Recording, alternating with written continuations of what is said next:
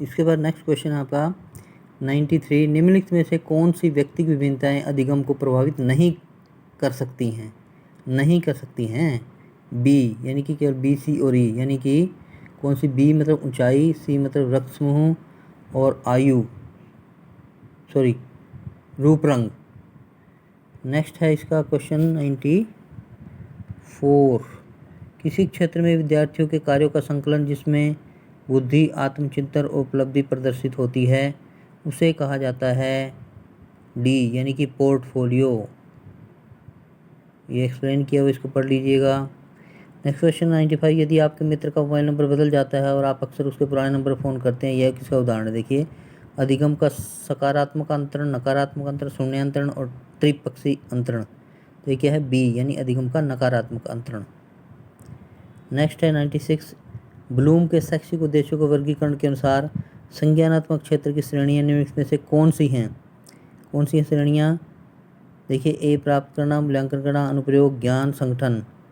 ये आपने देखना है 2012, 22 और 2023 में आया हुआ है इन्वायरमेंट। इसके बाद आता है हमारा ये नेक्स्ट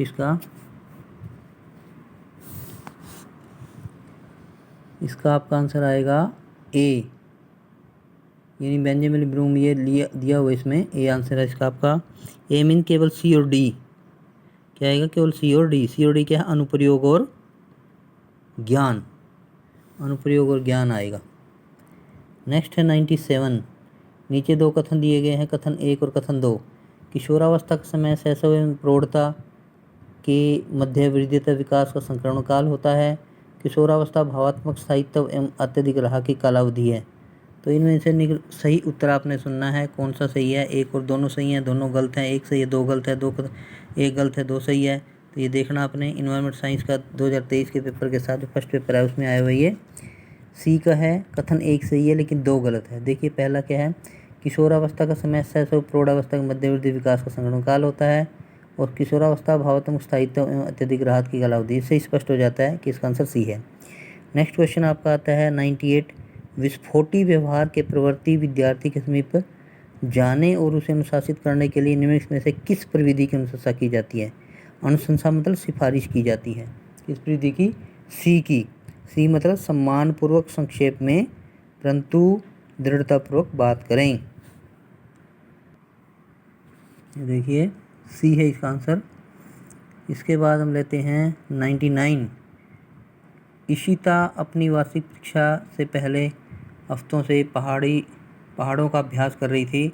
वह सारे तथ्यों को पूरी तरह से जानती थी। इशिता ने अब जिस प्रकार का ज्ञान प्राप्त किया है उसमें ध्यान देने और केंद्रित करने की आवश्यकता नहीं होती है।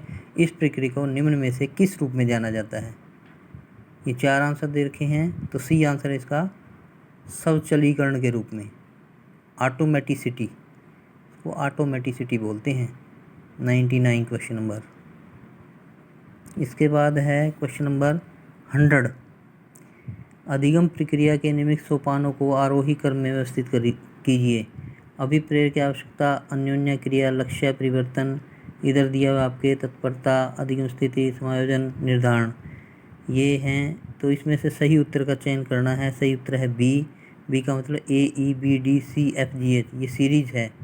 तो आप देखिए इस सीरीज को कैसे लिखेंगे आप? AEB, ए मतलब अभिप्रेरक, ई मतलब जो है आपका लक्ष्य, बी मतलब तत्परता, फिर इसके बाद डी मतलब आपका अधिगम स्थिति, सी मतलब अन्योन्य क्रिया। इस तरह से एच तक आपने ये करना है। एक्सप्लेन किया हुआ है, इसको पढ़ सकते हैं आप। इसके बाद 100 क्वेश्चन के बाद 101, ये है, नीचे दो कथन दिए गए हैं, कथन 1, कथन 2। शिक्षार्थी की सांस्कृतिक पृष्ठभूमि का उसके अधिगम अनुभव पर कोई प्रभाव नहीं पड़ता है, और लैंगिकता शैक्षणिक प्राप्ति का प्रबल निर्धारक नहीं है। ये नीचे दिए उत्तरों में सही उत्तर का चयन करना है। तो इसका आंसर है डी, यानी 1 गलत है लेकिन कथन 2 सही है।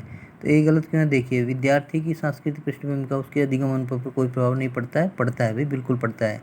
सांस्कृतिक कल्चरल जो फैक्टर हैं वो काम करते हैं। और दूसरा क्या है? सही है, लैंगिकता शैक्षणिक प्राप्ति का प्रबल निर्धारक नहीं है, बिल्कुल सही है। नेक्स्ट क्वेश्चन आता है 102, निम्न में से कौन व्यस्क शिक्षार्थियों की विशेषता नहीं है?